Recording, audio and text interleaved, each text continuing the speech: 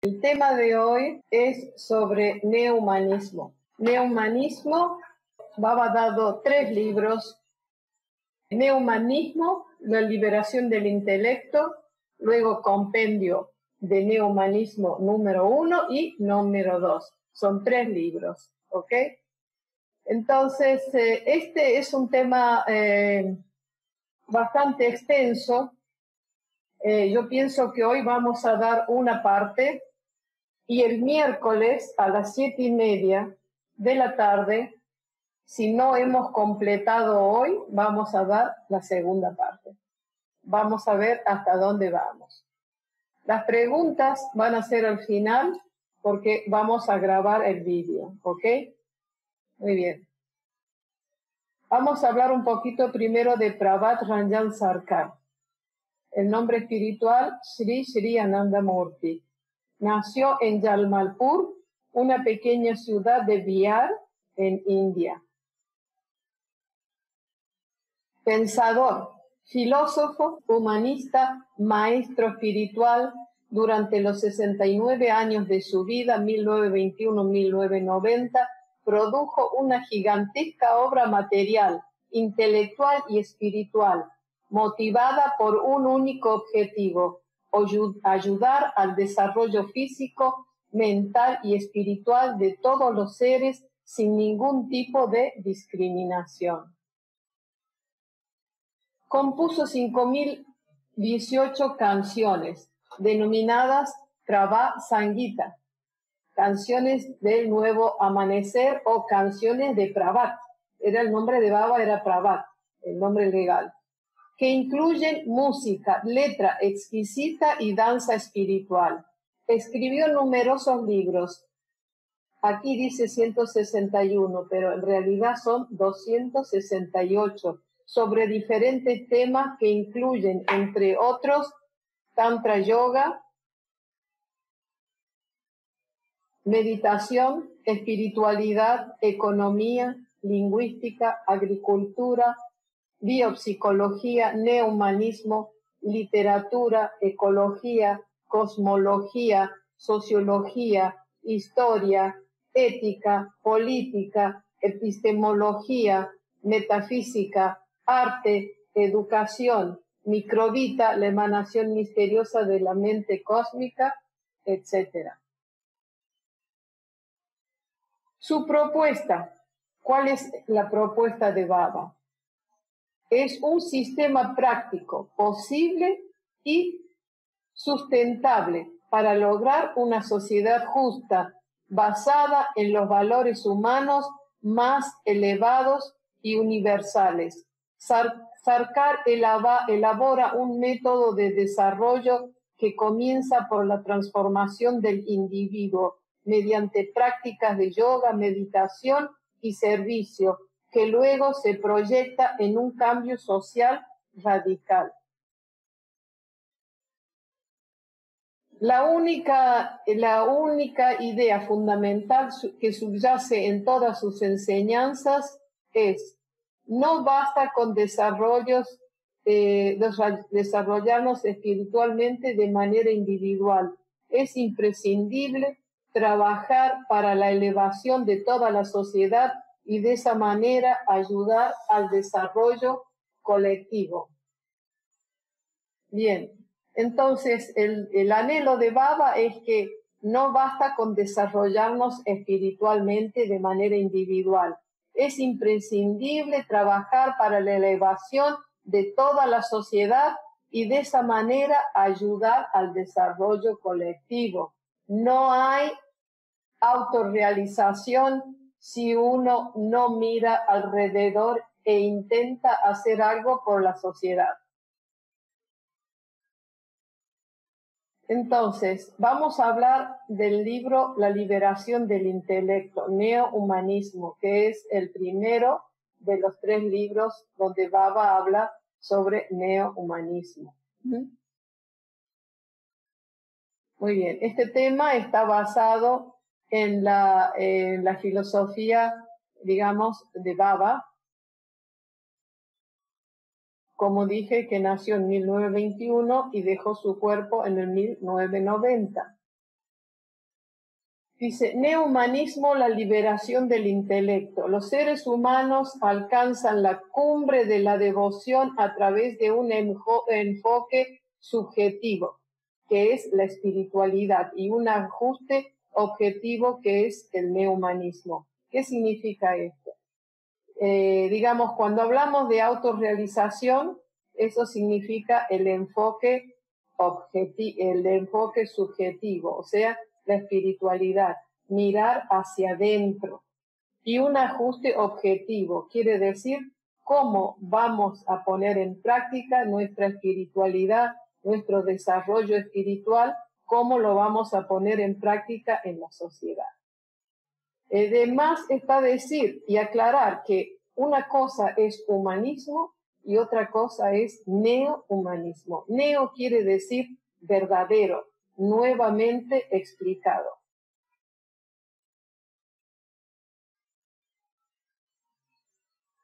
Dice, para construir una raza humana saludable, tendríamos que haberle proporcionado una guía adecuada en filosofía, ciencia, en todas las ramas del conocimiento humano, lo cual no hemos hecho. Claro, queremos construir una raza humana saludable. ¿Cómo vamos a hacerlo? ¿Inventando cosas a palos?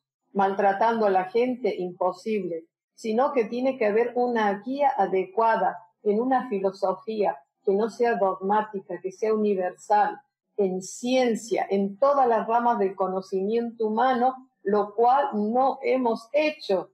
Entonces, ¿cómo podemos construir una raza humana saludable? Dice, hemos utilizado la ciencia más con propósitos destructivos que con fines benevolentes. Hemos distorsionado el proceso de pensamiento de los seres humanos deliberadamente. Hemos guiado equivocadamente a la gente en vez de llevarla por el sendero adecuado. Les hemos enseñado a pensar como tales y cuales. Bombas pueden aniquilar tantos millones de personas de una sola vez, pero nunca hemos propagado una filosofía que enseña a pensar cómo millones de personas podrían beneficiarse con las prácticas psicoespirituales. O sea, ¿qué nos han enseñado? Nos han enseñado cómo se fabrica un armamento cada vez más poderoso y más dañino, en vez de enseñarnos una práctica espiritual que nos haga lograr verdaderamente el estatus de seres humanos. Los seres humanos de hoy siguen un sendero defectuoso y hay una necesidad desesperada de un cambio de dirección. El único remedio es el neohumanismo. Prabhat Ranjan Sarkar. A lo largo de la historia, la humanidad ha adoptado muchas filosofías. Algunas trataban solo sobre el mundo espiritual. Otras hablaban del mundo mental, pero no lograron el equilibrio de la sociedad y fueron rechazadas por la gente. Otras imaginaron una utopía en el mundo físico, ¿no? El marxismo. Muy lindas cosas dicen, pero castillo en el aire. Todas carecían del dinamismo necesario para enfrentar a un mundo cambiante en el que la diversidad es la ley de la naturaleza. O sea que todavía no ha llegado al mundo una filosofía, o no había llegado al mundo una filosofía capaz de tomar en cuenta no solo la vida espiritual, sino también la vida material, para el bien de todos. Con el tiempo, la humanidad ha hecho grandes progresos intelectuales, pero este no se refleja en el mundo externo. En consecuencia, las enfermedades mentales han aumentado en gran medida. Cuando los que se han desarrollado intelectualmente entran en contacto con un ambiente incompatible, les resulta difícil adaptarse. Claro, si alguien ha evolucionado intelectualmente, y resulta que se encuentran con un ambiente que no es compatible, no es adecuado para que ellos se expresen libremente, entonces les resulta muy difícil adaptarse. Dice, no hay ajuste entre el mundo interno y el externo. ¿Ok? Porque cuando quieren expresarse, no hay ambiente para ello. Este desequilibrio hace que las personas se aflijan. Este pobre hombre no sabe ya cómo ajustarse a lo que ve a su alrededor. Entonces, ¿qué sucede? El movimiento psíquico interno de los seres humanos necesita equilibrio con el mundo físico externo. Claro, quiere decir, el movimiento psíquico es amplio, pero resulta que en el mundo no pueden moverse de forma libre, equilibrando, haciendo paralelismo con sus inquietudes mentales. La existencia humana es mayormente psíquica, tiene ritmo, tiene velocidad. Cuando ambos están en armonía, uno se siente cómodo, pero cuando no es así, uno se siente incómodo. ¿Cómo encontrar el equilibrio? En un mundo donde la gente o la sociedad se mueve como una tortuga lentamente y al mismo tiempo tenemos los cohetes y la velocidad. Entonces, claro, tiene que haber desarmonía, problemas psíquicos, gente lunática, amargada, depresiva, etc. ¿Qué es lo más importante en nuestras vidas? ¿Qué es lo que tiene más valor? ¿Cuál es el tesoro más valioso de la humanidad? La devoción, el tesoro más preciado de la humanidad. La devoción, o sea, el amor, es el tesoro más preciado de la humanidad. Digamos, el amor entre los seres humanos, el amor al Supremo, todo eso es devoción. Devoción quiere decir amor, quiere decir atracción. Dice, la devoción debe preservarse, es decir, de todos los tesoros humanos que poseemos, el amor es lo más sublime. Y entonces debemos preservarlo. Pero claro, si alguien nace y se encuentra con una sociedad donde tiene hambre, donde vive en el río, donde no tiene que comer, ¿cómo van a despertar? ¿Cómo van a expresar? ¿Cómo van a descubrir esa devoción interna que es el sentimiento más sutil, el tesoro más preciado? Dice, la devoción es la riqueza interna. La devoción consiste en transformar el sentido de la existencia mundana en una actitud espiritual suprema. La devoción consiste en transformar el sentido de la existencia mundana en una actitud espiritual suprema. Quiere decir, espiritualizar nuestra existencia humana, todas nuestras acciones, todas nuestras expresiones en amor supremo, en algo espiritual. O sea que dormir, comer, trabajar, estudiar, ganarse la vida, crear una familia, todo es una expresión de lo divino. Entonces, si espiritualizamos cada acción de nuestra existencia, la llenamos de ese amor supremo y entonces la vida va a tener un sentido más profundo. La gente no va a pensar en el suicidio, la gente no va a pensar en la depresión, las enfermedades, ni en las cosas malas, sino que van a salvar su existencia y ayudar a los demás también. Se debe construir una valla protectora alrededor. Quiere decir, el amor es lo más sublime. La devoción es lo más sublime. pero no solo la devoción al Supremo, sino el amor entre todas las personas. Entonces, por eso se debe construir una valla protectora alrededor. ¿Qué se hace cuando se planta un árbol o cuando se quiere proteger una planta, no? Por ejemplo, o algo, se pone una valla, un alambrado alrededor para protegerlo.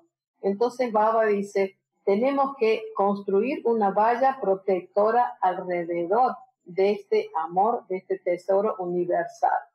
Ahora vamos a ver cuál es la valla. El amor por el Supremo, devoción, es el tesoro más elevado y más valioso de la humanidad. Ahora la pregunta es, ¿cuál es esa alambrada protectora? ¿Cómo proteger ese amor al Supremo?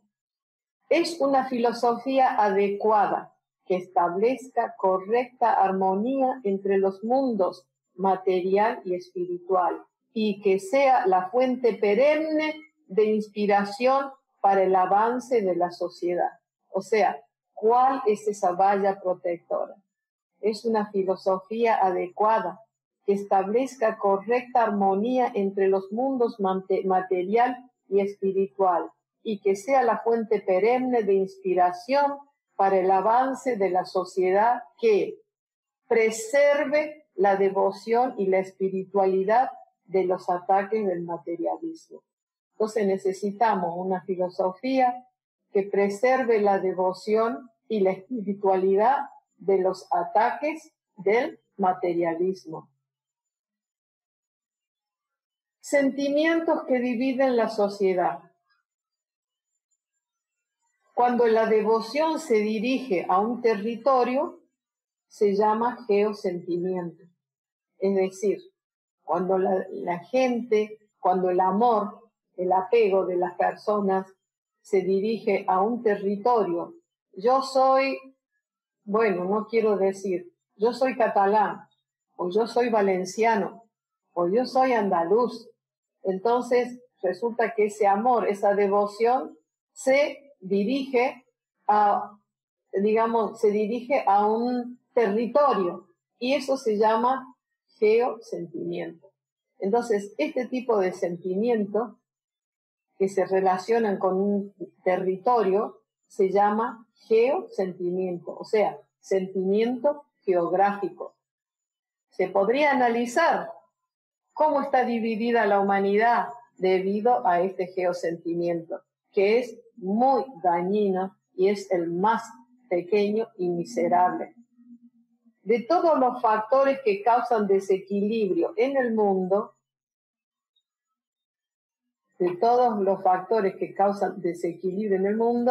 el primero es el geosentimiento.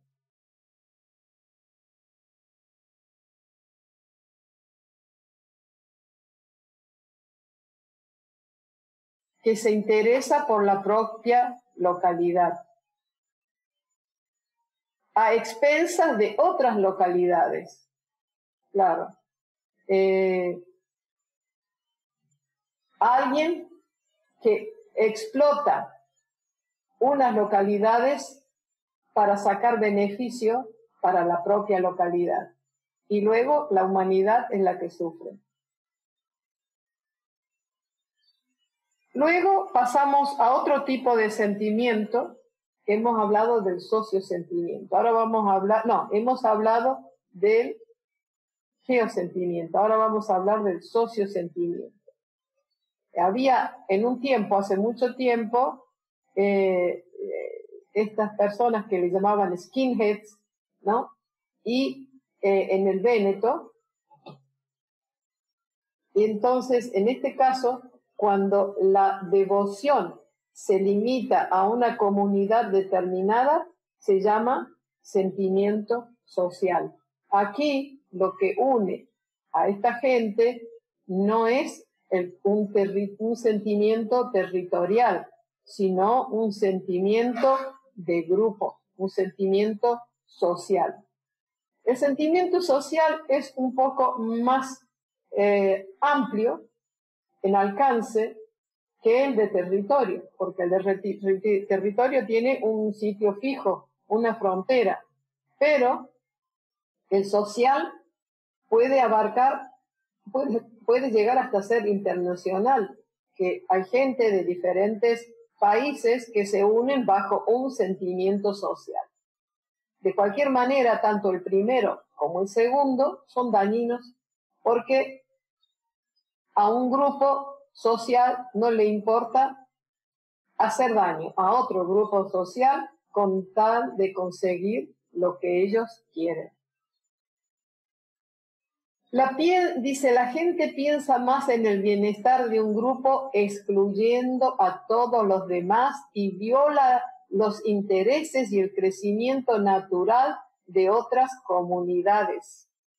Quizás este sociosentimiento es un poco mejor que el geosentimiento, pero no está libre de defectos. Ahora, otro sentimiento un poco más elevado pero imperfecto. Cuando la devoción se limita a la humanidad, se llama sentimiento humano. Quiere decir, digamos, hoy nos une el hecho de ser humanos, de ser seres humanos, ¿no? Entonces, pero, ¿qué pasa? ¿Cuál es el defecto del sentimiento humano? Dice, el sentimiento humano. Muchas personas nacidas en el pasado derramaron copiosas lágrimas por la humanidad sufriente, pero luego se daban el lujo de saborear una deliciosa comida de pescado como si esos peces no hubieran sufrido el dolor y la muerte. Este sentimiento humano ha violado los intereses de las criaturas no humanas y aquí parece que falta algo. Sí, de las criaturas humanas y también de la vegetación, porque no respetan, queman los bosques, mal utilizan la madera de los árboles por intereses personales. ¿Y cuál es el medio más poderoso con el cual luchar contra los sentimientos limitados y desarrollar la devoción? Es decir, ¿cómo luchar contra los sentimientos limitados y desarrollar ese amor universal?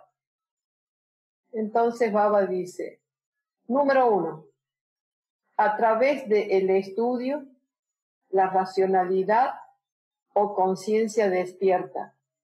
Acá dice la devoción o espiritualidad como práctica. Es decir, ¿cómo podemos erradicar esos defectos como, por ejemplo, el geosentimiento? A ver, porque ¿qué pasa? Hoy en día, si se leen los periódicos, si se escucha la radio, la televisión, escuchamos críticas, solo críticas.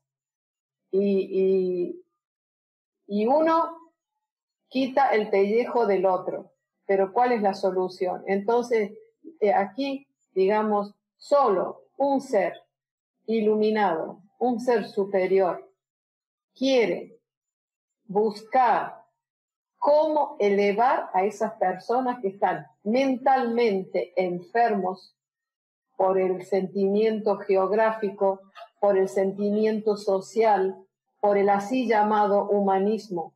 Entonces, ese es el amor de algún ser muy especial que crea una filosofía para solucionar y también poder elevar a aquellos que son despreciables por su mala conducta, por sus malos pensamientos y sus malas acciones. Entonces, el primer paso para resolver, digamos así, la pobreza mental de las personas que están apegadas al territorialismo es hablarles a través del estudio de la racionalidad y despertar la conciencia. Y luego a practicar la devoción y la espiritualidad. ¿Cómo podemos practicar la devoción y la espiritualidad? Pues primero hablándole a la gente para que despierte de su ignorancia y luego proponerles un estilo nuevo de vida, practicar la espiritualidad, comenzar a meditar. Y eso poco a poco les va a, digamos así, abrir una puerta a la conciencia superior. Entonces, ese es el primer paso. Cómo resolver a los que están enfermos del geosentimiento. Estudio, racionalidad, conciencia despierta. ¿Para qué? Para que la devoción y la espiritualidad fluyan a través de la práctica espiritual. De ese modo, todos serán capaces de desarrollar la mentalidad racional para luchar contra el geosentimiento y proteger su preciada riqueza psíquica. Entonces, de ese modo, todos serán capaces de desarrollar la mentalidad racional para luchar contra el geosentimiento y proteger su preciada riqueza psíquica, que es la devoción.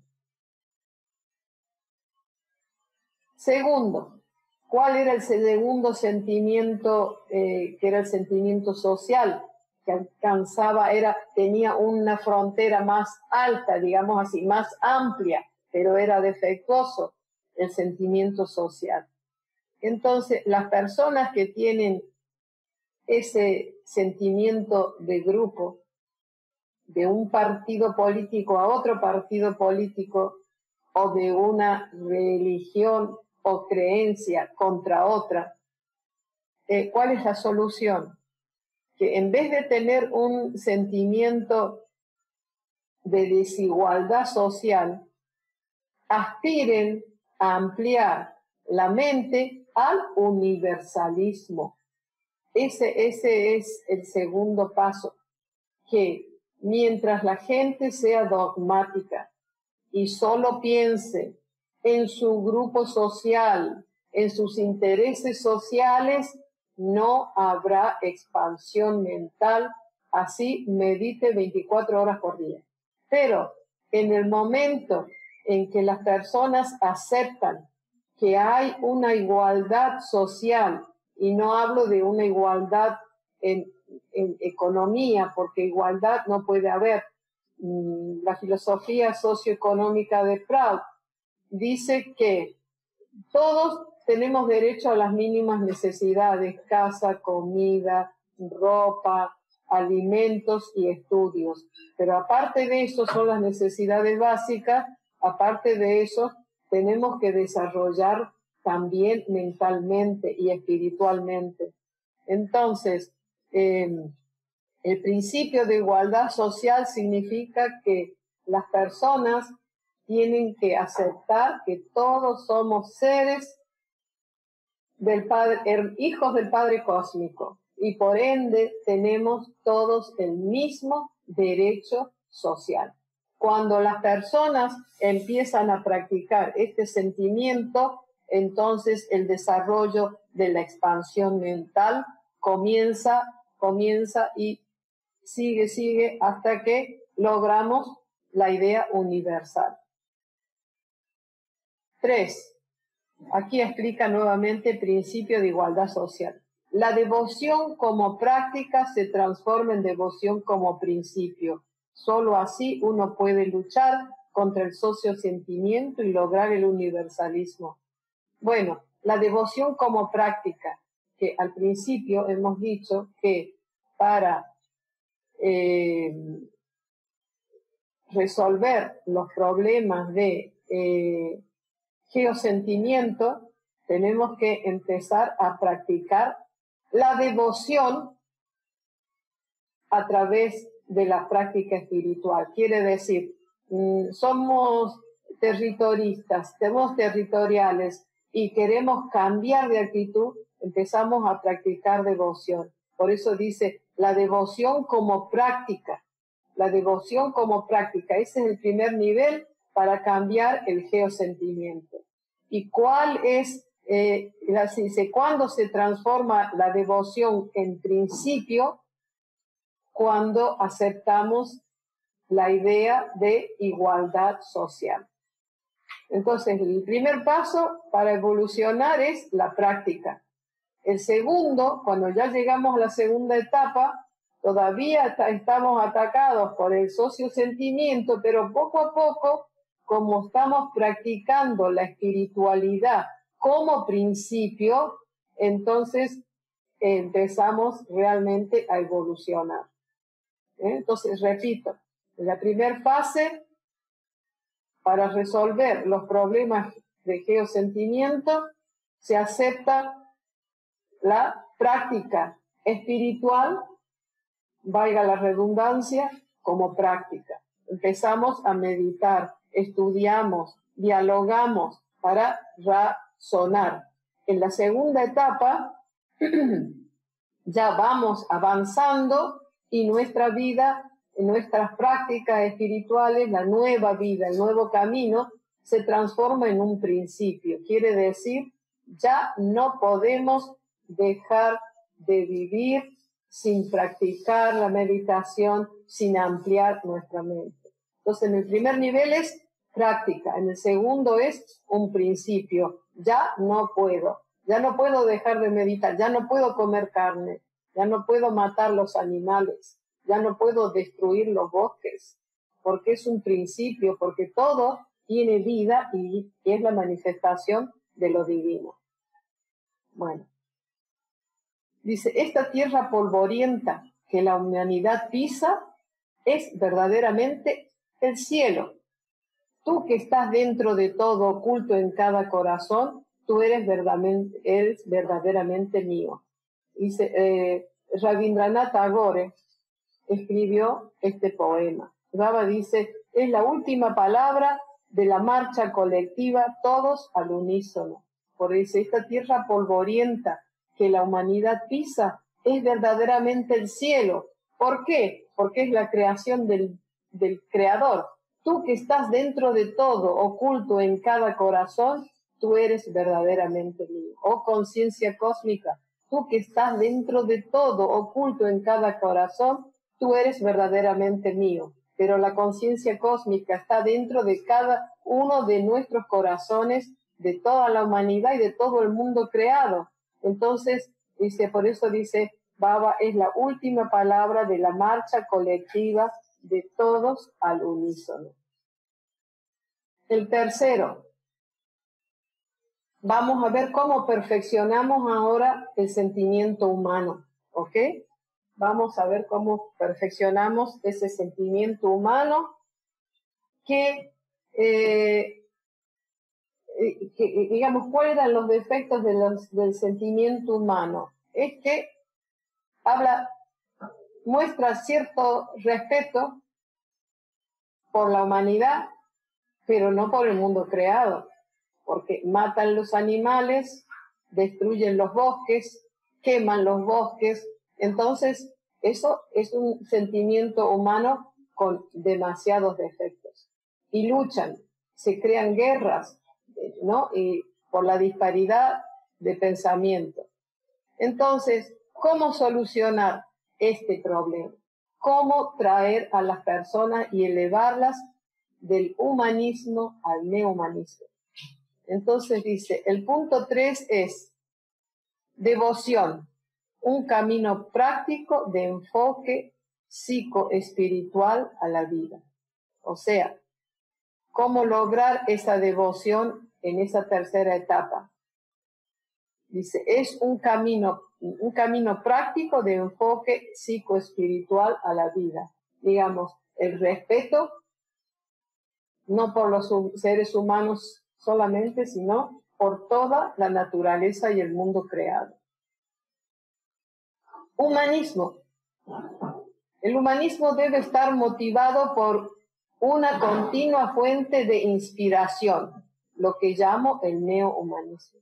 Entonces, para elevar el humanismo, debemos estar motivados por una continua fuente de inspiración, lo que llamo neohumanismo. O sea, el humanismo se puede superar con el neohumanismo. Cuando este neohumanismo opera en la esfera externa, la devoción o espiritualidad interna como principio se transforma en devoción como misión. Vamos a entenderlo mejor.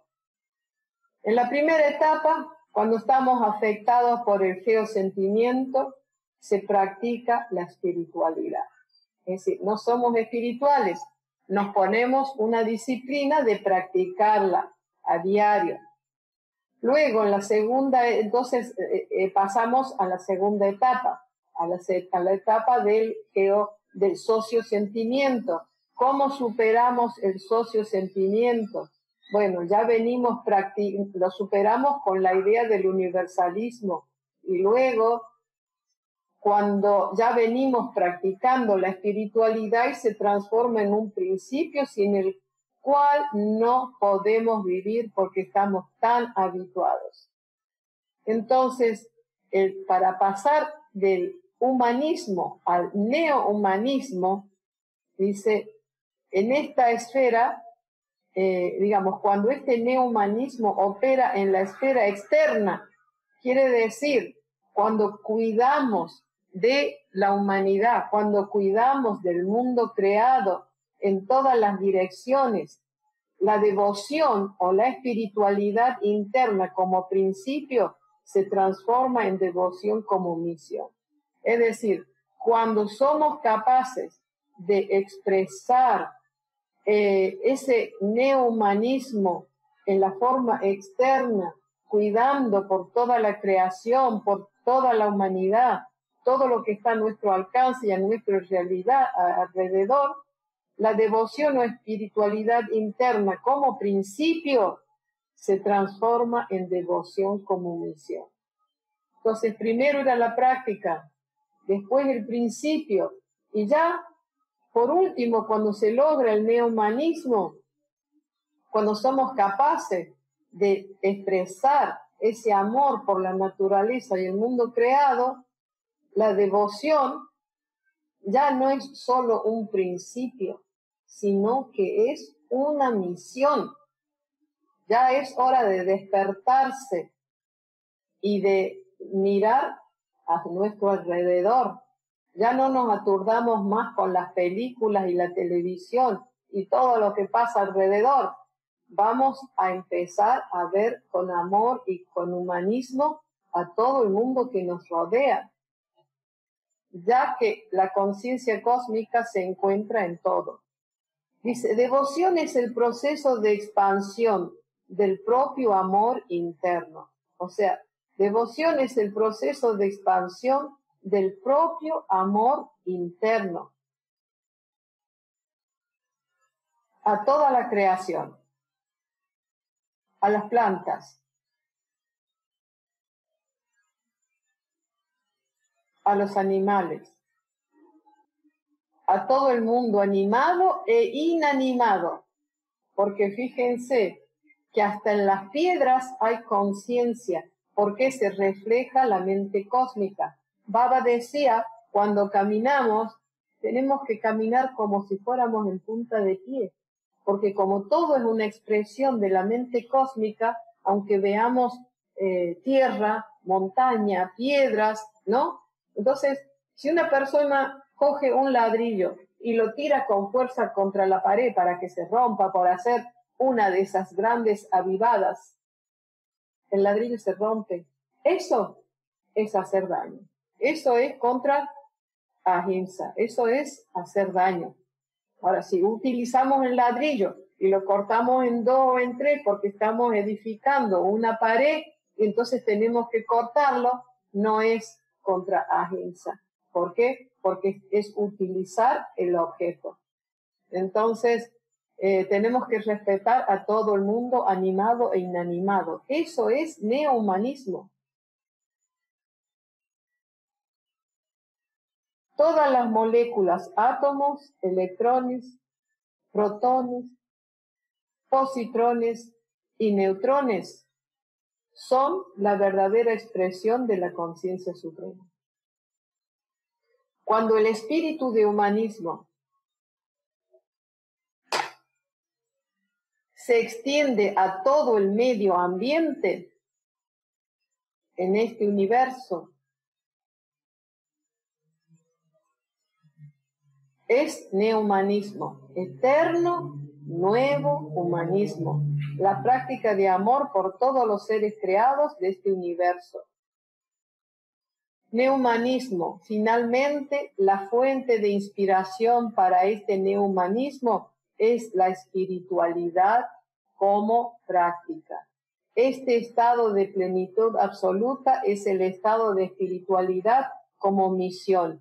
Este es el logro más alto de la vida humana, la fuente de toda inspiración.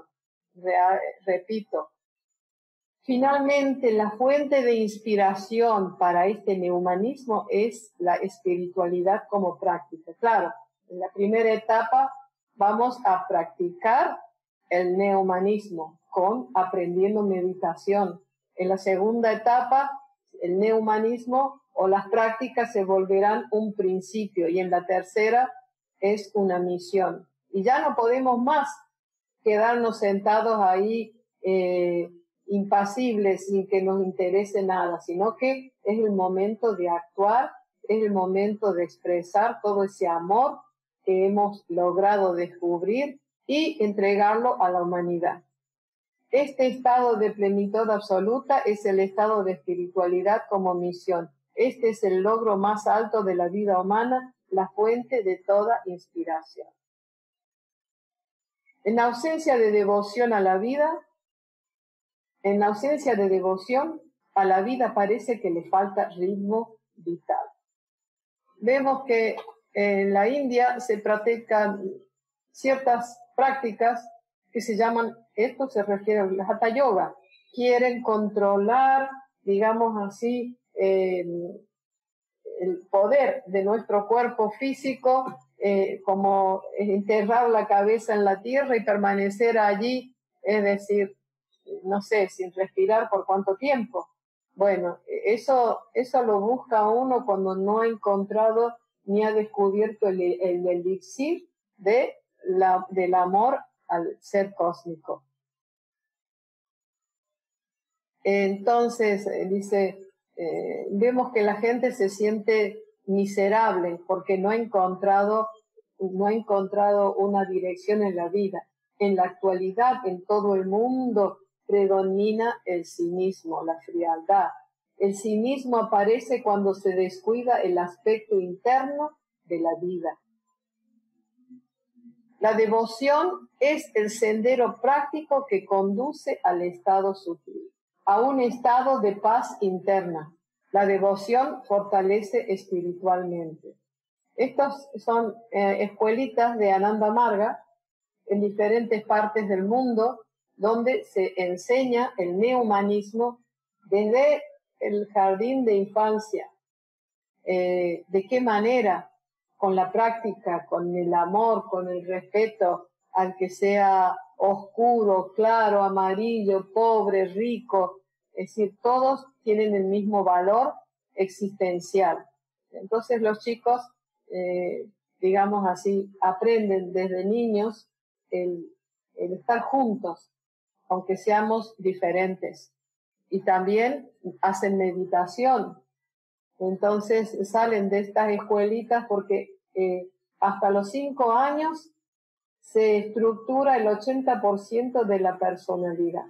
Como un arbolito cuando va creciendo, si se tuerce, pues entonces seguirá torcido. Pero si empieza a torcer, si lo enderezamos y le ponemos algo para que se mantenga recto, entonces el arbolito seguirá recto. Y eso es lo que se intenta en las escuelas neohumanista, donde se aprende el currículum que enseñan todas las escuelas, pero paralelamente a la espiritualidad, a la meditación, a los principios de llama y niyama, etc. Dice, la mente se equilibra, se realiza más beatitud espiritual. Neohumanismo representa la liberación del intelecto en 2 modos. Neohumanismo representa la liberación del intelecto en 2 modos. Acepta la devoción, la espiritualidad, como la práctica más elevada de la vida. establece una estructura social basada en el neohumanismo. Voy a repetir. El neohumanismo representa la liberación del intelecto en dos modos. Acepta la devoción, la espiritualidad como la práctica más elevada de la vida y establece una estructura social basada en el universalismo. Entonces los chicos salen de la escuela y saben que uno tiene que creer, que experimentar el universalismo y que se acepta la espiritualidad como la práctica más elevada de la vida. Esta es la segunda parte de neohumanismo, la liberación del intelecto. Hay, dice, los sentimientos que dividen la sociedad y sus ramificaciones. El primer sentimiento, el sentimiento más bajo que afecta a la mente humana, se llama geosentimiento. Este geosentimiento es un sentimiento geográfico, un apego al terruño. Somos catalanes, somos valencianos, somos argentinos. En fin, ese sentimiento, sí, uno puede tener un sentimiento, pero que no sea dogmático, ¿ok? No podemos negar, cada uno nace en un sitio diferente, pero sin ser dogmático. Y los que sufren de estos geosentimientos generalmente se interesan por su propio terruño, por su geografía, y no les importa lo demás. El geosentimiento se manifiesta también como geopolítica, georreligión, geoeconomía, geopatriotismo, geocultura, etc.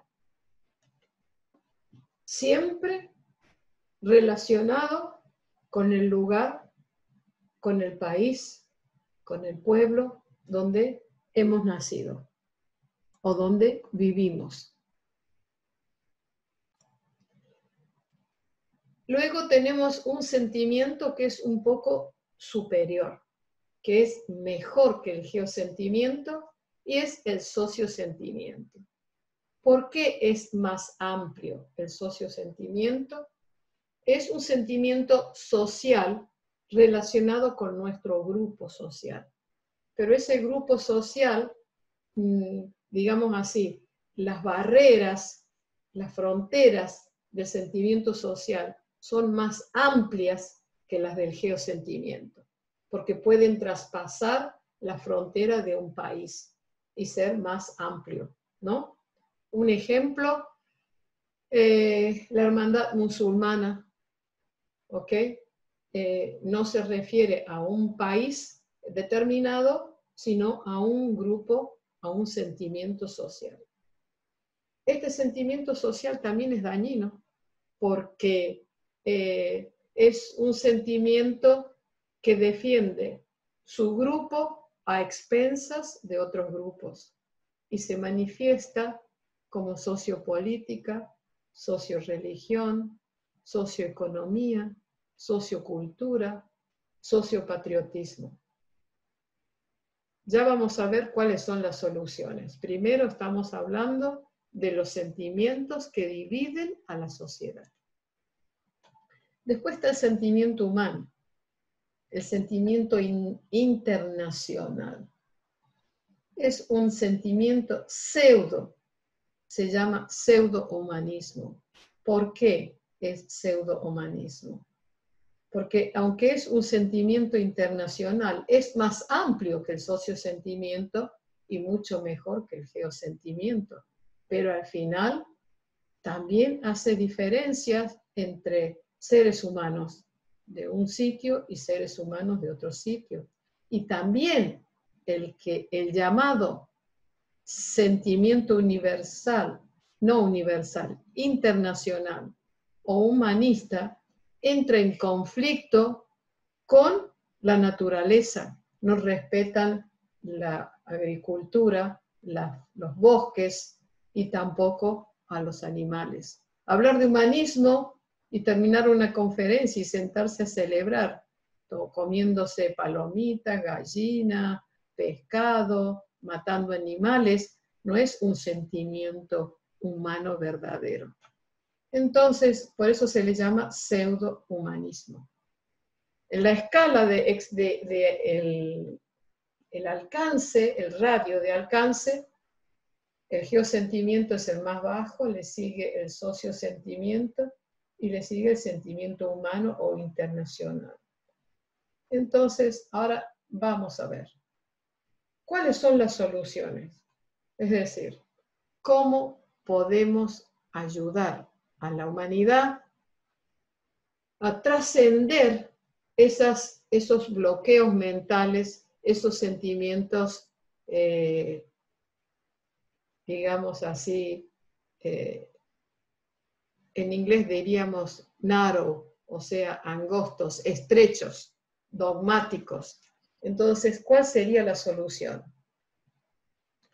Dice así: para superar el geosentimiento, el sentimiento relacionado con el terruño, la geografía, dice, se debe aplicar la espiritualidad o devoción como práctica. Por ejemplo, a través del estudio de la racionalidad o la conciencia despierta.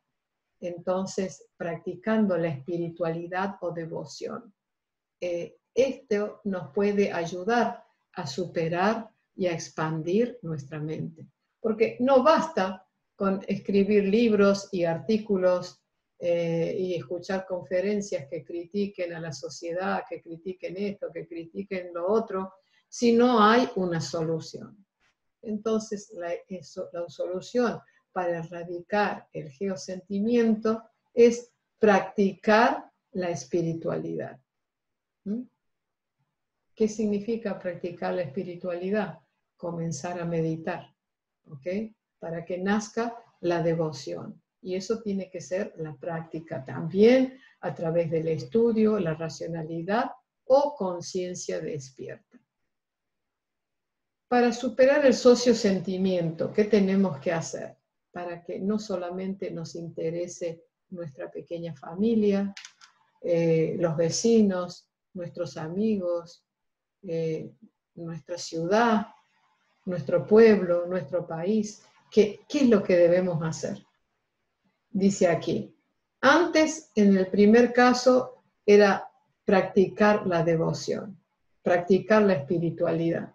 Acá dice la espiritualidad o devoción como principio. Es decir, en el primer caso es una práctica, una cosa que todavía no lo sentimos, pero nos esforzamos con disciplina por practicar.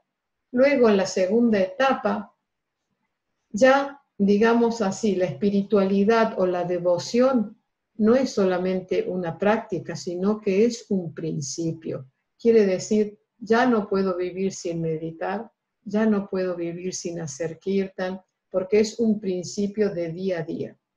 Y luego, expandir nuestra mente con el principio de igualdad social.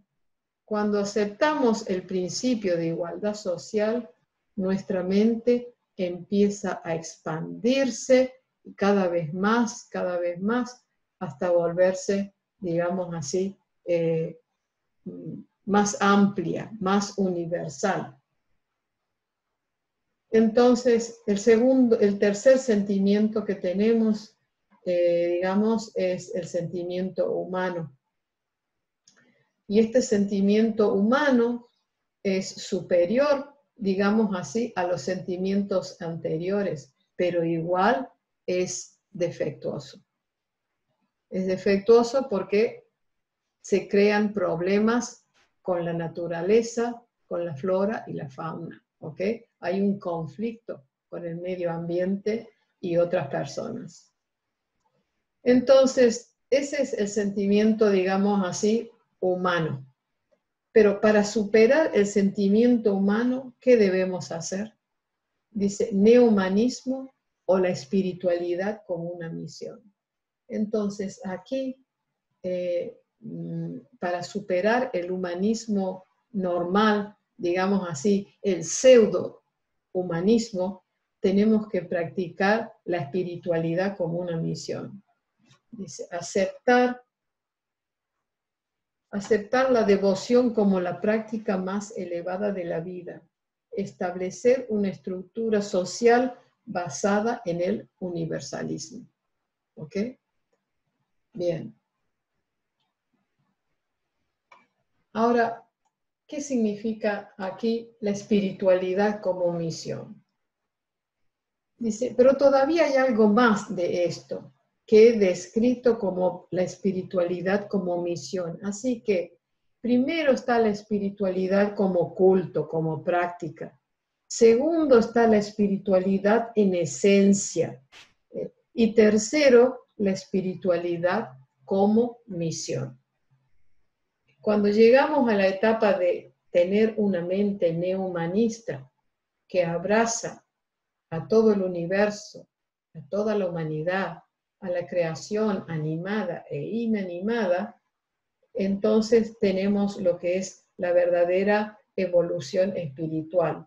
Y allí la espiritualidad ya no es una práctica ni un principio, sino que es una misión en la vida. Es el momento de ponernos a trabajar, chicos, el momento de empezar a dar, ¿ok? La primera etapa es recibir, educarnos, disciplinarnos, y la última etapa es siento tanto amor por la humanidad, por este universo creado, por la conciencia cósmica, que lo único que puedo hacer es abrir mi corazón y que mi vida y que la espiritualidad sea una misión en mi vida. Eso es la espiritualidad como misión. Todos los fenómenos existenciales emanan del núcleo existencial.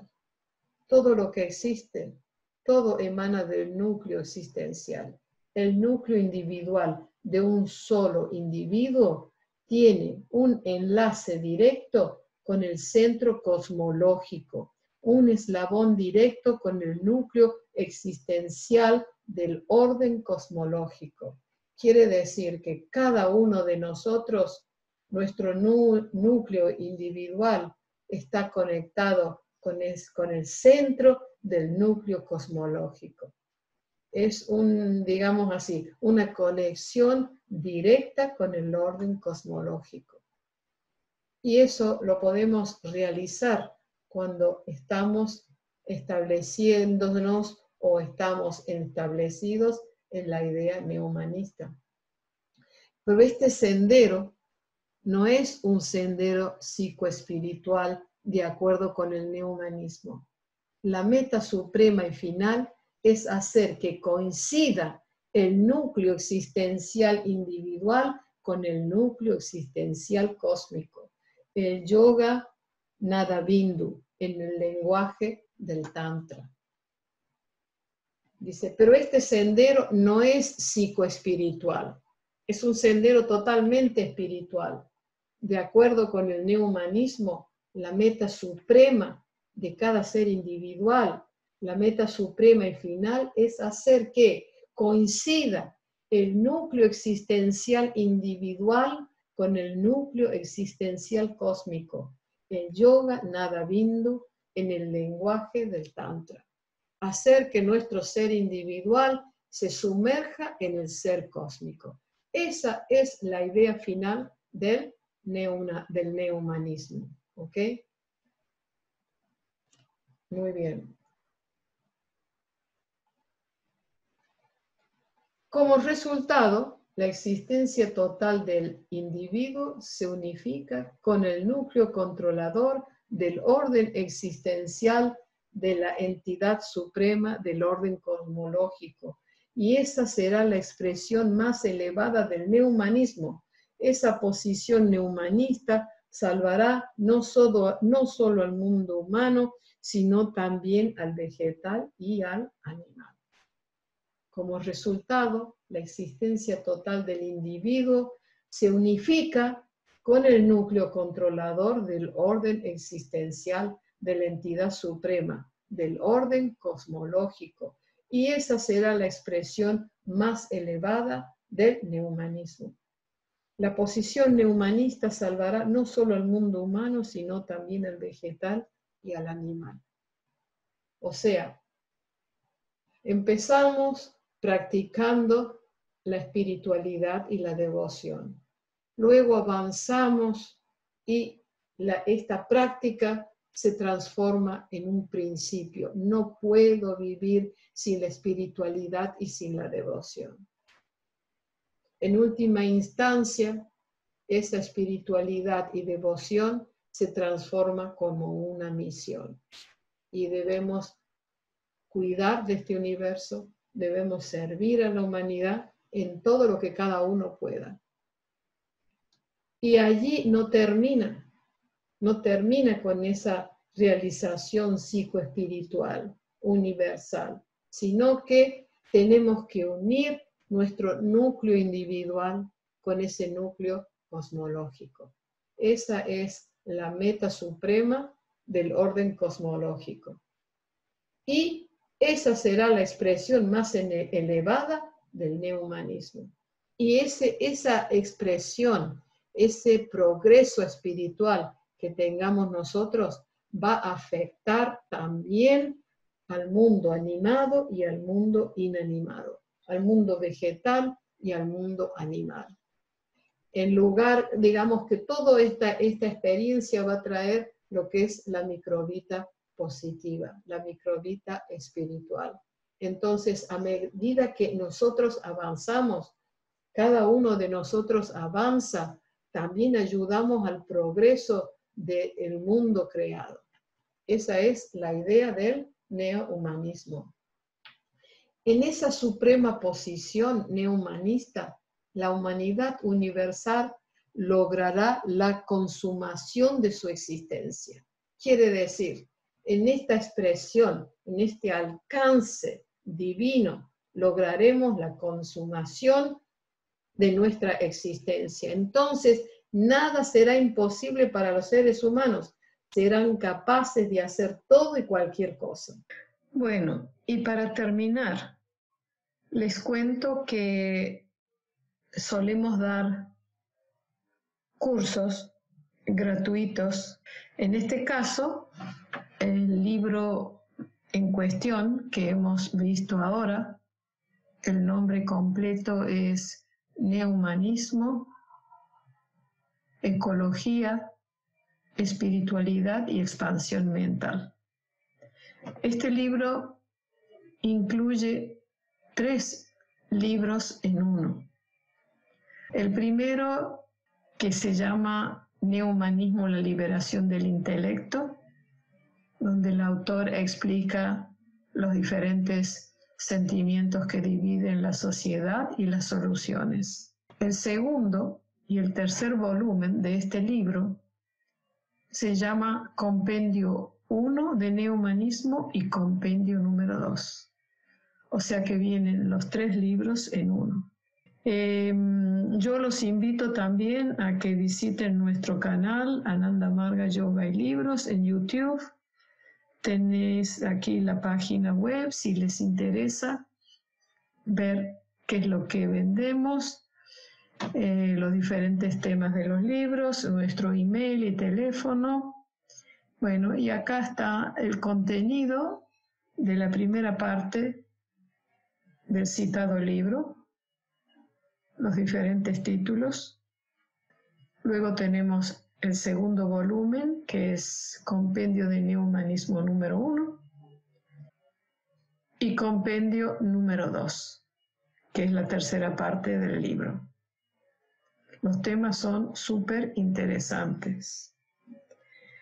Les agradezco vuestra participación y espero que nos encontremos pronto. Muchas gracias.